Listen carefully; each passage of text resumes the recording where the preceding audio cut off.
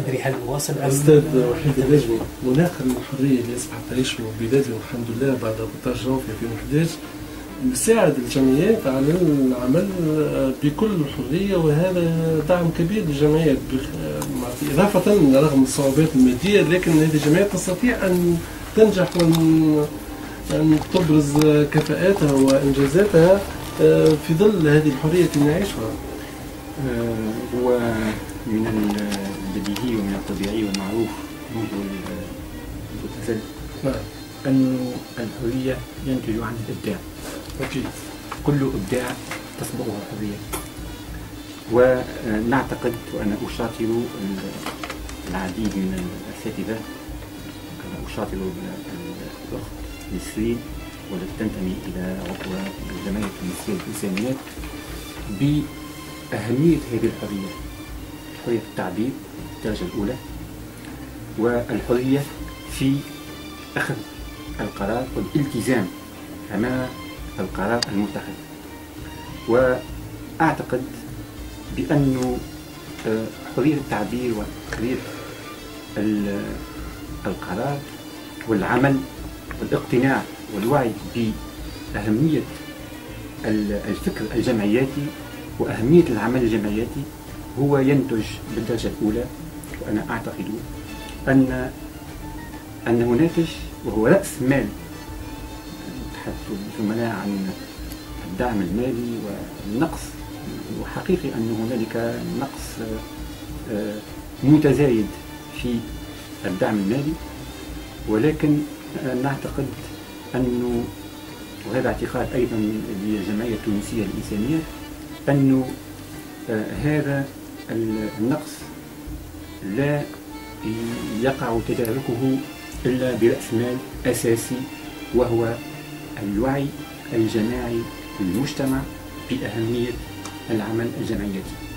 أدري هل نواصل أستاذ وحيد النجمي، مناخ الحرية اللي أصبحت تعيشه بلادنا والحمد لله بعد 14 جانفي 2011 يساعد الجمعيات على العمل بكل حرية، وهذا دعم كبير للجمعيات إضافة رغم الصعوبات المادية، لكن هذه الجمعيات تستطيع أن تنجح وأن تبرز كفاءاتها وإنجازاتها في ظل هذه الحرية التي نعيشها. هو من البديهي ومن الطبيعي والمعروف منذ الأزل أن الحرية ينتج عن الإبداع. أكيد. كل إبداع تسبقه الحرية.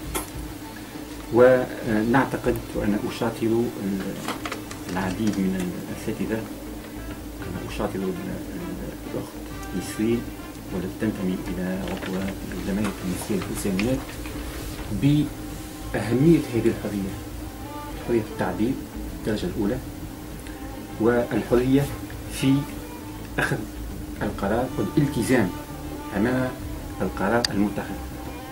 وأعتقد بأن حرية التعبير وحرية القرار والعمل والاقتناع والوعي بأهمية الفكر الجمعياتي وأهمية العمل الجمعياتي هو ينتج بالدرجة الأولى. وأنا أعتقد أنه ناتج وهو رأس مال. تحدث الزملاء عن الدعم المالي والنقص، وحقيقي أن هنالك نقص متزايد في الدعم المالي، ولكن نعتقد أنه، وهذا اعتقاد أيضا للجمعية التونسية للإنسانيات، أن هذا النقص لا يقع تداركه إلا برأس مال أساسي، وهو الوعي الجماعي للمجتمع بأهمية العمل الجمعياتي. أدري هل نواصل أستاذ وحيد النجمي، مناخ الحرية اللي أصبحت تعيشه بلادنا والحمد لله بعد 14 جانفي 2011 يساعد الجمعيات على العمل بكل حرية، وهذا دعم كبير للجمعيات إضافة رغم الصعوبات المادية، لكن هذه الجمعيات تستطيع أن تنجح وأن تبرز كفاءاتها وإنجازاتها في ظل هذه الحرية التي نعيشها. هو من البديهي ومن الطبيعي والمعروف منذ الأزل أن الحرية ينتج عنها الإبداع. أكيد. كل إبداع تسبقه الحرية. ونعتقد وأنا أشاطر العديد من الأساتذة، أنا أشاطر الأخت نسرين والتي تنتمي إلى عضو جمعية النساء الإنسانيات بأهمية هذه الحرية، حرية التعبير الدرجة الأولى، والحرية في أخذ القرار والالتزام أمام القرار المتخذ. وأعتقد بأن حرية التعبير وحرية القرار والعمل والاقتناع والوعي بأهمية الفكر الجمعياتي وأهمية العمل الجمعياتي هو ينتج بالدرجة الأولى. وأنا أعتقد أنه ناتج وهو رأس مال. تحدث الزملاء عن الدعم المالي والنقص، وحقيقي أن هنالك نقص متزايد في الدعم المالي، ولكن نعتقد أنه، وهذا اعتقاد أيضا للجمعية التونسية الإنسانية، أن هذا النقص لا يقع تداركه إلا برأس مال أساسي، وهو الوعي الجماعي للمجتمع بأهمية العمل الجمعياتي. أستاذ شكري بوشعل، دور المؤسسات الاقتصادية في دعم هذه الجمعيات دور أعتقد لو تراهن عليه الجمعيات لتجد عديد الحلول لمشاكلها. صحيح سي فيصل، احنا وهذا يتطلب اجتهاد أعضاء الجمعيات. نعم، في الحقيقة الفكر القائم أو الثقافة السائدة الآن هي الاستثمار فيما هو مادي، في حين أنه أغلب الجمعيات التي ربما نحن الآن مجتمعون مع بعض في الحقيقة تستهدف كما قال الأخ، تستهدف الإنسان في قيمه، في فكره، في إنتاجه الخلاق، في إبداعه إلى آخره. وهذا الرأس المال الرمزي في الحقيقة لا بد له من رأس مال مالي. في الحقيقة صحيح أنه الإبداع يمكن أن ينشأ في ظل ربما الفقر أو في ظل النقص، وهذا النقص بل بالعكس قد يكون النقص دافعا للإبداع. ولكن وهناك عديد التجارب بطبيعة الحال لننظر مثلا في تاريخ الفنون أو قديما أو حديثا نجد العديد من المبدعين من أبدعوا في ربما جراء نقص في الحرية التي كان يتحدث عنها سي وحيد. انطلقوا من السجون ومن الحالات الشعبية ومن عديد نعم طبيعي جدا. عديد ربما التيارات أو الألوان الموسيقية ظهرت نتيجة معاناة.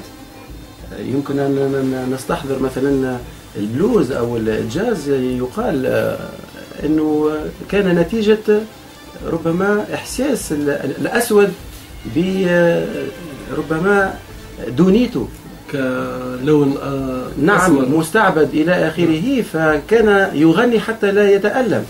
أستاذ شكري بوشعل، دور المؤسسات الاقتصادية في دعم هذه الجمعيات دور أعتقد لو تراهن عليه الجمعيات لتجد عديد الحلول لمشاكلها.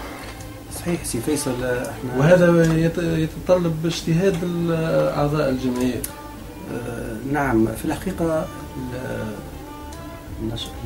الفكر القائم أو الثقافة السائدة الآن هي الاستثمار فيما هو مادي، في حين أنه أغلب الجمعيات التي ربما نحن الآن مجتمعون مع بعض في الحقيقة تستهدف كما قال الأخ، تستهدف الإنسان في قيمه، في فكره، في إنتاجه الخلاق، في إبداعه إلى آخره.